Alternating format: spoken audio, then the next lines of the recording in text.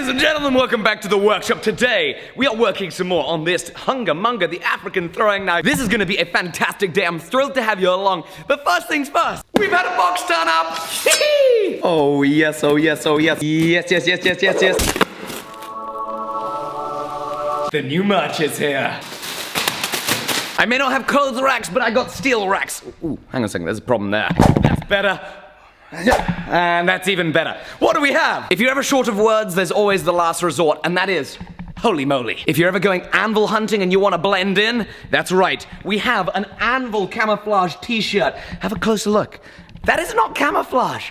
That is anvil camouflage. Sweatshirt with anvil camouflage. Holy moly. On a hoodie. And of course, you're a machinist and you spill your blue dicom all the time, but you want to make sure that you don't infringe on any trademark rights. That's right, we have Easy Spill Steel Blue by Alec Steele Blacksmith on a t-shirt. And look at this. This is the premium anvil hunting shirt, especially useful if you're in the gym because it's stretchy. Loads of you guys were asking for dry fit so that you could use it in your sporting activities. And the phone case. You know, you often get a lot of cheap phone cases when you get like printed phone cases. This one, it's a really skookum rubber. It is nice. All right, let's see what Jamie thinks. Hey Jamie, have you seen the new merch? It's very stylish. I know, right? We've also got sweatshirts.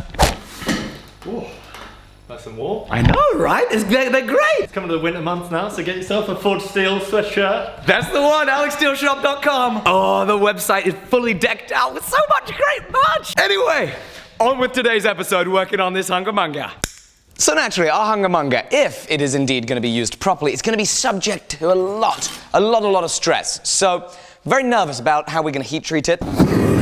So what I'm going to do for sure, I don't know what else I'm going to do, but what I know I'm going to do for sure is we're going to light the forge. We're going to let this come up to a pretty low temperature of only about kind of 800 or 900 degrees Celsius or so. And we're going to do some normalizing cycles. I've explained what this is before.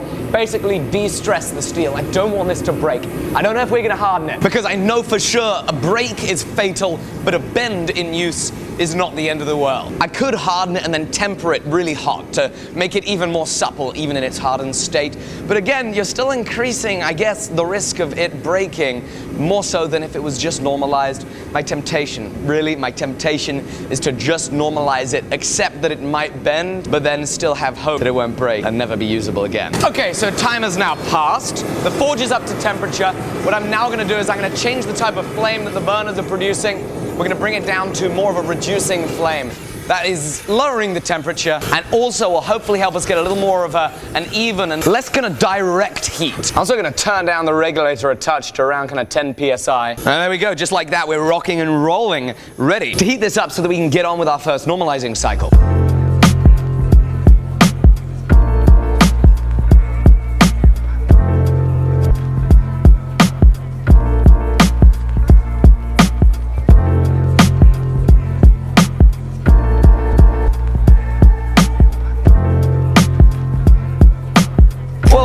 Pokely. I think we are all good to come out for our first normalizing cycle. Whew, this is nerve-wracking. It all still looks pretty kind of straight. It's pretty nerve-wracking. Oh my goodness, the pattern though.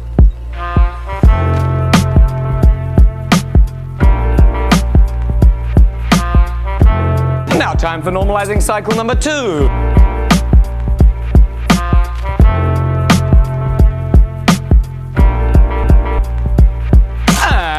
We go. That was normalizing cycle number 2. And with the magic of editing, 20 minutes passed. It's cold. It's now time for normalizing cycle number 3.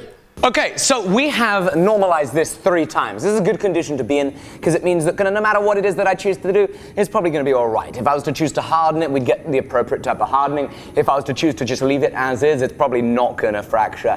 It would probably only bend and it would be quite resilient to that. Now, as I'm trying to work out what it is that I do as the next step, I want to know how bendable this is. How flexible is this thing? How likely am I to be to bend this once this hits something? This is an extremely difficult conundrum to try and work out, hardening it or not hardening it, and I have no answers to give. Maybe I could just try throwing it? This could be a really bad idea. Stuck it in the wood first time. Pretty good. Is it bent? I don't think so. Let's try again, a little harder. What? That is so cool! Oh my goodness. And it didn't bend.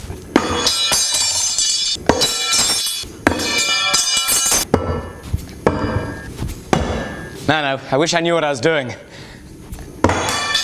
Oh, phew. It's still in one piece. Jamie, do you want to give it a go?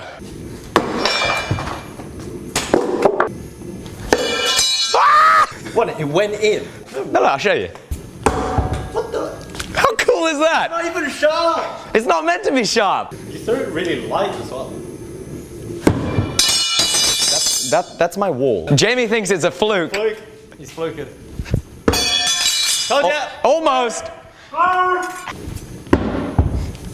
So my plan, as it stands right now, is as follows. We're going to take this HUNGA MUNGA into the grinding room, and I'm going to take a 180 grit flap disc on the angle grinder, and we're going to polish up all the surfaces. I don't think I'm even going to touch this on the belt grinder, just because of how weird all these shapes are. On the angle grinders, I also have some other polishing things that I want to try out for the first time. We're going to see how it goes, but now it's angle grid time.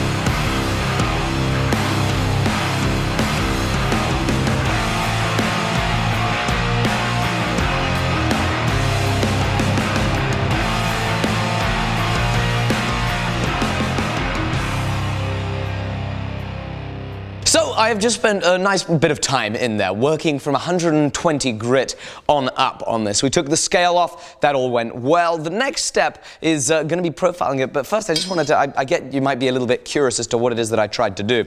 I took this 120 grit flap disc. Obviously you're probably pretty familiar. This is like an abrasive and then it's stacked upon itself, and it is a zirconium material instead of the ceramic that I'll frequently use on my belt grinder. And can't do anything without dropping something. And once when I was at my hardware store, local hardware store, I found a set of these things which have this, it's almost like the Scotch-Brite material that you've seen me use on this wheel, but it's stacked up the same way as a flap disc. I don't know if it's taking off much material and actually getting past the 120 grit. It'd be lovely to have a higher grit flap disc to go further, because my goodness, the shapes on this are so complex that getting it into a grinder to then go to 400 grit, nope, not easy, not easy, nope, no thank you. And then, that was not even, I did not even act that out. Now, I didn't act those out, but then 3, you'd think I was acting it out. The next step is to go in and just get the perfect profile. So it's going to be 120 grit on the contact wheels of the steel grinder and the small contact wheels of the steel grinder. And from there, I don't want to be hand sanding this. We're going to go on to the varying grits of the Scotch-Brite we have on the bench grinder, and we're going to polish there before we go into the etch, and we got something really interesting for the handle. Okay, so after all that, here we go. I've filled up this bucket full of my ferric chloride.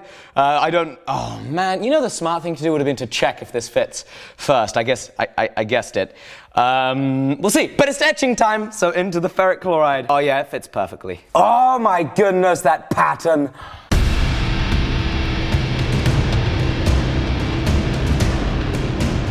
So that is being etched. Now it has been in there for an hour. I'm probably going to leave it another 20 minutes or so. My friend Ben, PressTube, he has an awesome channel on YouTube with 1.4 million subscribers. He wanted a hammer from me. I sent him a hammer. And oh my goodness, he has just uploaded the video right now. There is a link in the description below of him taking my 3.5 pound square circle hammer, and he cast one. Using shell casings, he cast my hammer in brass. It is amazing. It's an awesome video. You should go check it out. Look how beautiful this looks. Go watch how he did that. Casting is something that I really want to get into, and I think I might have been a little inspired by watching PressTube's video. Maybe I'll have to start trying to cast some stuff. We'll see. Anyway, since we have the power of editing, we'll control time, and now the piece has been taken out of the acid. I've replaced the bucket with water, so it's now sitting in the water. We're going to take some 2,000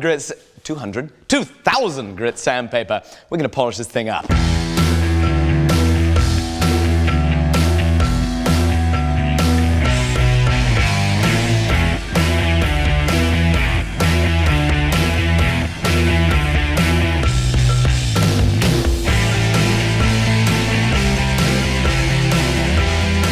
So I've polished it up, and it is now time to work on the handle. I kind of regret not having a really nice finish on it before the etch, because it has a dirty etch. What I mean by that is that it's nice to do an etch when you have the grind lines going in one way, you etch it, and then you polish over in the same line as the grind lines. However, here, because it was done on an angle grinder, the grind lines aren't going in a very kind of continuous way. I have grind lines going this way, grind lines going that way, which means that now as I've polished it, it just doesn't take the same polish that it would with a proper polish, and given an extra 2 or 3 days to work on this project, something I would have really liked to do now that I'm at this stage would have been indeed to leave everything thick and grind in every single bevel to 400 grit, sand it by hand to 400 grit, and then do the etch, and then we'd get something really spectacular. A little bit of a shame that it's a dirty etch, but now it's time to go onto the handle. Oh, AlecSteeleShop.com. So I've got this this leather cord here, and what I'm going to try and do, when I was younger, I played a lot of field hockey, which my viewers in Canada and America might seem a little odd, but I promise you in England it's a very legitimate sport to play. And so I'm going to try and wrap it like that up the handle. Wrap it like a field hockey grip tape, that is. But now that it's started, what I'm going to do is we're going to mix up some epoxy and gently lather this on the handle. And now we start wrapping the leather over the epoxy. Hopefully this will keep this all nice and tight to our HUNGA MUNGA.